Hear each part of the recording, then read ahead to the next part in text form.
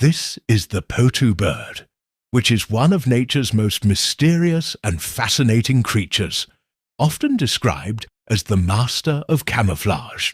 Native to Central and South America, it has a unique appearance with large round eyes and a wide gaping mouth that give it an almost eerie look. During the day, the potu remains motionless on tree branches or stumps, blending perfectly into its surroundings thanks to its mottled greyish feathers that mimic the texture of tree bark. At night, however, it comes alive, using its wide mouth to catch insects in mid-air, especially moths and beetles.